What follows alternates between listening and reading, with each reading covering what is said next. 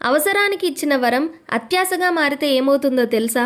ఒక పేద రైతు పొలం పని చేస్తూ దేవుడా నా కష్టాల్ని పోయే మార్గం చూపవా అని ప్రార్థన చేశాడు. అకస్మాత్తుగా ఏదో తగిలినట్లు అనిపించి చూస్తే ఒక చిన్న పెట్టె దొరికింది. అంతలోనే ఒక దేవత ప్రత్యక్షమై ఈ పెట్టెలో చేయి పెట్టిన ప్రతిసారి ఒక బంగారు నాణెం నీకు దొరుకుతుంది. అలా ఎన్నిసార్లు చేయి పెడితే అన్ని నాణేలు దొరుకుతాయి.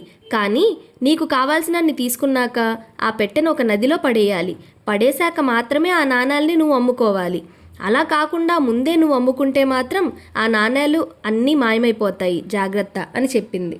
దీంతో ఆ రైతు చాలా ఆనందపడి ఆ రాత్రంతా నిద్రపోకుండా ఒక పెద్ద సంచి నిండా బంగారు నాణేల్ని నింపాడు. తెల్లారాక కూడా తిండి నిద్ర మానేసి ఇంకొక సంచి నిండా నింపాడు. ఏమైనా తినడానికి కూర్చున్నా నిద్రపోయినా సమయం వృధా అవుతుందని అనుకొని చాలా రోజుల పాటు తినకుండా తాగకుండా పడుకోకుండా 10 సంచీల నిండా నింపాడు. అప్పటికీ అతని ఆశ తీరలేదు, పని మానలేదు. అలా పనిచేస్తూ బాగా నీరసించిపోయి చివరకు ఒకరోజు చనిపోయాడు. అలాగే మనలో చాలామంది సంపాదనలో పడిపోయి తిండి నిద్ర మర్చిపోతాం.